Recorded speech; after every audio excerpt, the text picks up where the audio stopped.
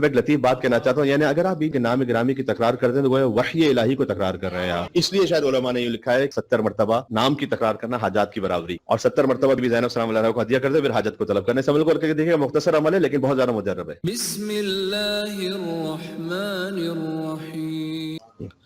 یعنی حضور مکرم صلی اللہ علیہ وآلہ وسلم، امیر کائنات علی بن ابی طالب علیہ السلام، سیدہ کونین سلام اللہ علیہا، سیدہ شباب اہل جنہ امام حسن امام حسین علیہ السلام کے زیر سایہ رہیں، اور پھر دو معصومین امام زین العابدین علیہ السلام اور امام محمد باقر علیہ السلام جس بی بی کے زیر سایہ رہے. یہ ہے بی بی زینب سلام اللہ علیہا. مل کے صلوات اور بلندر بیت محمد علیہ. واقع قصہ جو ہم پڑھتے ہیں اس میں بظاہر بی بی کا ذکر حدیث قصہ میں و چادر میں بظاہر تو نہیں آتا، لیکن بیوی کی مثال ولایت علی بن ابی طالب علیہ السلام کی طرح سے، یعنی یہ کہ آپ لا الہ الا اللہ کے کلمے میں دیکھیں تو ظاہر میں مولا علی کی ولایت کا ذکر نہیں، لیکن ولایت علی بن ابی طالب شرط لا الہ الا اللہ ہے. تو لا الہ الا اللہ قبول ہی اس وقت ہے جب تک علی بن ابی طالب اسلام کی ولایت ہے. یہ حدیث امام علی بن موسیٰ رضا علیہ السلام سے بھی ثابت ہے کہ کلمۃ لا الہ الا اللہ حسنی، لا الہ الا اللہ میرا قلعہ، اللہ سبحانہ وتعالیٰ نے کہا، لیکن بشرط ہے وہ شروط ہے، شرط و شرائط کے ساتھ وعدہ میں شروط ہے. حدیث آپ کو معلوم ہے کہ میں خود لا الہ الا اللہ کی ایک شرط ہوں. تو جیسے ولایت علی بن ابی طالب علیہ السلام کی مثال ہے نا، ویسے بی بی زینب سلام اللہ علیہا کی مثال ہے کہ ظاہر میں اگر وہ چادر میں حدیث قصہ میں اس ذکر کے ساتھ نہ بھی ہوں تب بھی شرط قبولیت محبت پنجتن ہے بی بی زینب سلام اللہ علیہا کی محبت، جیسے لا الہ الا اللہ کی قبولیت کی شرط ولایت علی بن ابی طالب علیہ السلام. اس لیے میں تشبیہ دے رہا ہوں بی بی زینب سلام اللہ علیہا کی محبت کو ولایت علی بن ابی طالب علیہ السلام سے. جو میں یہ کہتا ہی نہیں زیر قصہ ہے زینب، پنجتن جس میں چھپے ہیں وہ ردا ہے زینب. ایک مل کے صلوات بید محمد وآل محمد علیہ السلام پر. کچھ ہستیاں چوہردہ معصومین کی چونکہ خاص فہرست ہے، اس میں آپ نہ اضافہ کر سکتے ہیں نہ کمی کر سکتے ہیں، وہ عصمت مطلقہ عصمت کبریٰ ہے. پھر کچھ ہستیاں ایسی ہیں کہ جو معصومین علیہ السلام سے متصل خود معصوم ہیں، جن کی محبت ان معصومین علیہ السلام کی محبت کی شرط ہے، جن میں بی بی زینب سلام اللہ علیہا، یا ابوالفضل عباس علیہ السلام، یا بی بی ام کلثوم سلام اللہ علیہا، یا شہزادہ علی اکبر علیہ السلام، یا شہزادہ علی اصغر علیہ السلام، یا شہزادہ قاسم علیہ السلام، یا بی بی معصومہ قم سلام اللہ علیہا، یا شاہ عبد العظیم حسنی، یا اور آگے تشریف لائیے تو حضرت موسیٰ مبرکہ، یا بی بی حکیمہ خاتون سلام اللہ علیہا. یہ ساری وہ ہستیاں ہیں کہ جن تک پہنچنا وہ اس بات کی دلیل ہے کہ آپ حجت خدا تک پہنچیں گے، معصومین علیہ السلام تک پہنچیں گے.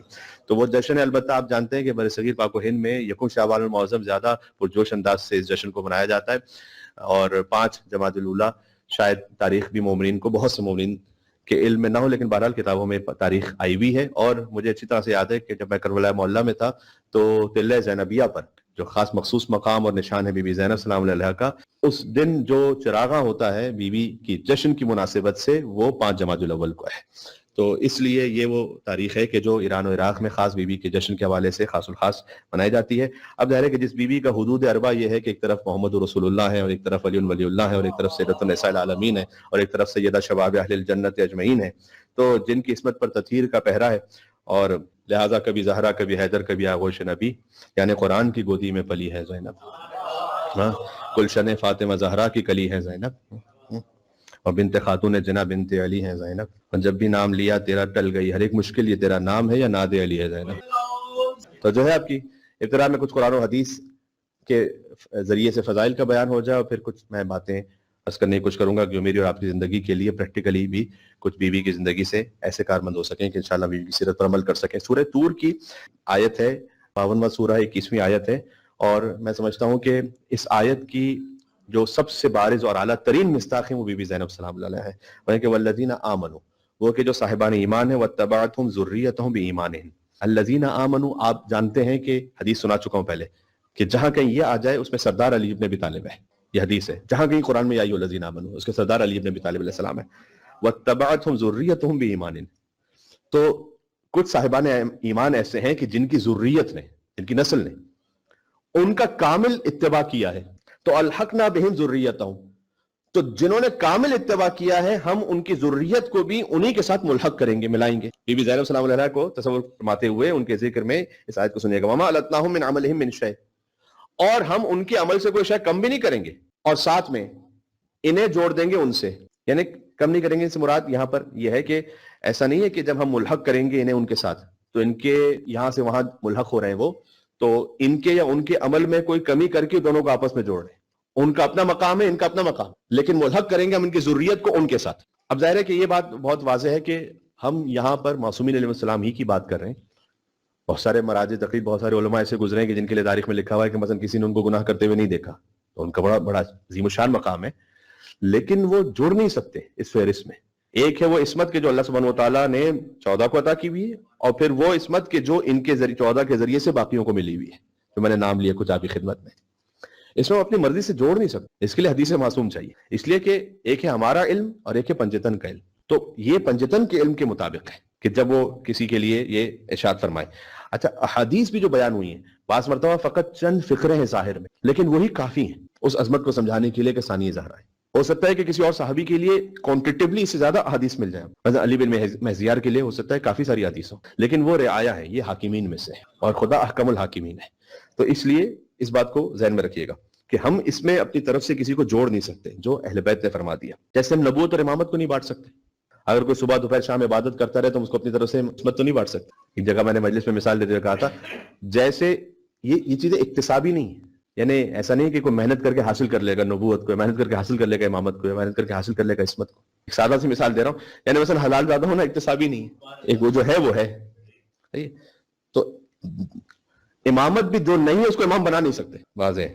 اس لیے کہ ہم نے ظاہر دیکھا ہوا ہے لوگوں کا, ہم نے لوح محفوظ نہیں پڑھا ہوا. توجہ ہے آپ کی, ہم نے لوح محفوظ نہیں پڑھا ہوا. جن بیوی کا ذکر ہو رہا ہے ان کے لیے خصائص الزینبیہ کتاب میں جملہ ہے کہ ان اللہ کما زین العرش باسماء الخمسۃ الطیبہ, جیسے اللہ نے اپنے عرش کو 5 ناموں سے زینت عطا کی. وزین المحفوظ باسم زینب الکبریٰ, تو لوح محفوظ کو بی بی زینب کے نام سے زینت عطا کی. لوح محفوظ پہ نام نہیں خالی بیوی کا, لوح محفوظ کو زینت عطا ہوئی ہے بی بی زینب سلام اللہ علیہا کے نام سے. یہ خصائص الزینبیہ میں بہت خوبصورت لطیف تعبیر ہے. خود بی بی کی آمد پر آپ جانتے ہیں کہ نام اللہ سبحانہ وتعالیٰ نے رکھا ہے, جیسے امام حسن کا نام, امام حسین کا نام.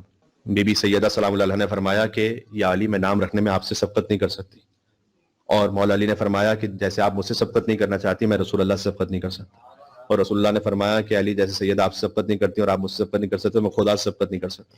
اور انتظار کیا گیا کہ کیا اللہ سبحانہ وتعالیٰ کی جانب سے, یہ اہتمام تھا ایک خاص.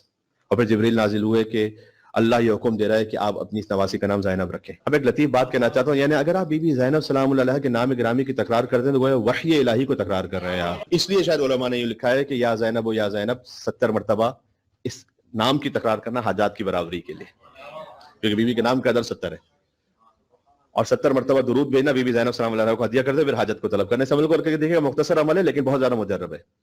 اور بعض اہل دل تو پھر کہتے ہیں کہ اس میں آپ 69 دفعہ درود بھیجیے, اور کبھی ہوتا ہے کہ جو محبت کرنے والے ہوتے ہیں وہ کوئی ناز بھی کر لیتے ہیں کہ 69 دفعہ درود بھیج کے کہیں کہ بی بی میں 70ویں مرتبہ اس وقت مکمل کروں گا کہ جب آپ انشاءاللہ میرا کام انجام دے دیں. تو آپ یہ کرنا چاہیں تو آپ یہ کر لیجئے گا, ورنہ یہ کہ 70 مرتبہ بی بی کے نام سے درود بھیجیں اور 70 مرتبہ یا زینب کہیں. تو خود اس نام کے تکرار کی تاکید ہے, اس لیے کہ بہرحال وحی الہی ہے. فضمها الى صدر, حضور مکرم نے اپنی آغوش میں لیا اور اپنے سینے سے زور سے لگایا. میں روایت پڑھ رہا ہوں بی بی زینب سلام اللہ علیہ کو, جن کے جشن میں آپ تشریف فرمائے, بہت زور سے فضمها الى صدر, بہت زور سے اپنے سینے سے لگایا. وضع خده على خدها, اور اپنا رخسار رکھا بی بی زینب سلام اللہ علیہ کے رخسار پر. رسالت نے, جن کا چہرہ وجہ اللہ ہے, جن کے چہرے کے لیے اللہ سبحانہ وتعالیٰ نے قرآن میں ذکر فرمایا ہے, انہوں نے اپنا رخسار رکھا بی بی زینب سلام اللہ علیہ کے رخسار پر. تو شروع ہی سے عصمت کا سلسلہ یہاں سے شروع ہو گیا. لہٰذا آپ کو وہ جیسے مولا علی علیہ السلام کو اپنا لعاب عطا کیا نا, اور امام حسن امام حسین علیہ السلام کو, تو بی بی زینب سلام اللہ علیہ کے لیے بھی ہے کہ لعاب رسالت عطا فرمائے. لہذا کاف ہا یا عین صاد کی تفسیر بیان کریں بی بی زینب سلام اللہ علیہ. یہ ہر ایک کا کام تو نہیں کہ حروف مقطعات کی تفسیر بیان کریں. بی بی زینب سلام اللہ علیہ جب کوفہ میں درس تفسیر دیا کریں مستورات کو, تو کاف ہا یا عین صاد کی تفسیر دیکھیں. کاف ہا یا عین صاد حروف مقطعات میں سے کوئی عربی ڈکشنری کا ورڈ نہیں ہے یہ میں کیا کہہ رہا ہوں. مثلا الحمدللہ رب العالمین, الحمد ایک ڈکشنری میں آپ کو مل جائے گا الحمد کا کیا مطلب ہے, رب کا کیا مطلب ہے, عالمین کا کیا مطلب ہے, لیکن آپ کو کاف ہا یا عین صاد کا مطلب کیا یہ تو نہیں پتا. یہ کوئی ڈکشنری کا ورڈ نہیں ہے, یہ تو سامنے کی سمجھانے کی مثال ہے کہ ایبریویشن ہے ایک طرح سے اللہ اور اپنے حبیب کے درمیان خاص تعلق ہے, ایک رمز ہے, گفتگو ہے. اس سے زیادہ تو اور کوئی نہیں کہہ سکتا کچھ اس بارے میں. اور دیکھیں ایبریویشن بھی اس کو سمجھ میں آتا ہے کہ جس کا وہاں سے تعلق ہوتا ہے, ورنہ معاملہ بدل جاتا ہے. ابھی میں آپ سے عرض کرتا ہوں, آپ مثال کے طور پر یہاں پر کہیں ایم پی اس کا مطلب ممبر آف پارلیمنٹ ہے, انڈیا میں کہیں شاید ایم پی کا مطلب ہوتا ہے مدھیہ پردیش.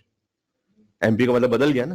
کاف ہا یا عین صاد کا مطلب کیا ہے, یہ وہی بتلا سکتا ہے جس کا تعلق اللہ سے, جس نے کتاب بھیجی ہے, ورنہ کیا پتا کسی کو کاف ہا یا عین صاد کا مطلب کیا ہے. اور امیر المومنین کے سامنے بی بی زینب سلام اللہ علیہ کاف ہا یا عین صاد کی تفسیر بیان کر رہی ہوں, اور مولا علی علیہ السلام یہ نہ فرمائیں کہ یہ تفسیر تو فقط ہم 14 سے مخصوص ہے, بلکہ بی بی زینب کو بیان کرنے دیں, بلکہ اپنی بیان کردہ تفسیر کو بی بی کی تفسیر میں ملا دیں روایت میں. اور پھر پوری کربلا کو بیان کریں مولا علی بن ابی طالب علیہ السلام کاف آیا سواد سے. یہ ہے ان کا عالمہ غیر معلمہ ہونا. سبحان اللہ. اللہم صلی علی محمد وعلی محمد. ایک بات جو شاید کم مومنین جانتے ہوں، خطبہ فدقیہ کی راویہ بی بی زینب سلام اللہ علیہ. یہ شاعری کا بھی ایک اچھا موضوع ہے کہ خطبہ فدق ہم تک پہنچا کس طرح سے.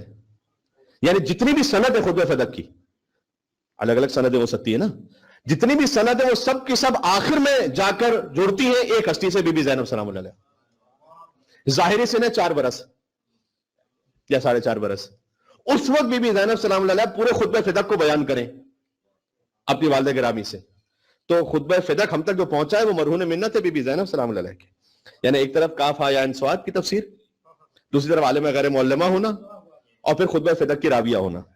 سبحان. جبھی تو ثانی زہرا کہا جاتا ہے. جو انیس نے کہا کہ ثانی کوئی زہرا کا نہ ہوگا نہ ہوا ہے، ہاں حضرت زینب کو جو کہیے تو بچائے، کوئی بھی نہیں.